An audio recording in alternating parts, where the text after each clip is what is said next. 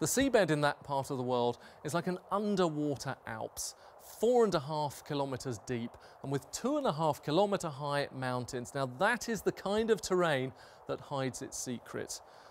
And this is what investigators are really after. The black boxes should solve this puzzle. They'll tell us what the aircraft was doing and what the crew was saying on board.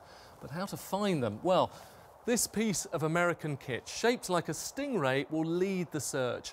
It's called a towed pinger locator, but think of it as an underwater microphone, tuned to hear signals from the black box locator beacons.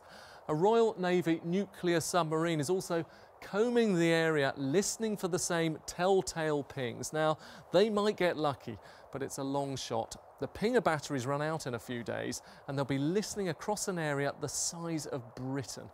There's other high-tech kit on standby as well. This underwater vehicle swims up and down, mapping the seabed.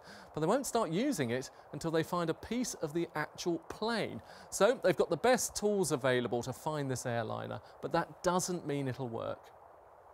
They had the same state-of-the-art technology 5 years ago to find the black boxes from a French airliner that had crashed into the Atlantic.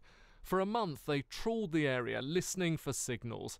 Without realising, they even went over the wreckage, yet they heard nothing. The company that eventually helped find that plane told me why. In hindsight, after the wreckage was discovered, it was revealed that both pingers had failed. And so it's very similar to the situation faced now with Malaysian Air 370, where you have no information really on where the wreckage could be on the ocean bottom. And in Malaysian Air 370, it's an area about 20 times the size of the area we were dealing with Air France 447.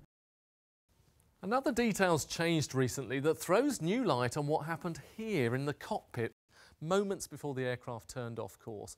Now, originally we were told the final words to air traffic control were, "All right, good night." Pilots told me that was too casual. They were suspicious. Maybe it was a clue something was wrong. Weeks later, and seemingly out of the blue, the Malaysians suddenly changed those final words to "Good night Malaysian 370, a normal sign-off that suggests nothing was amiss.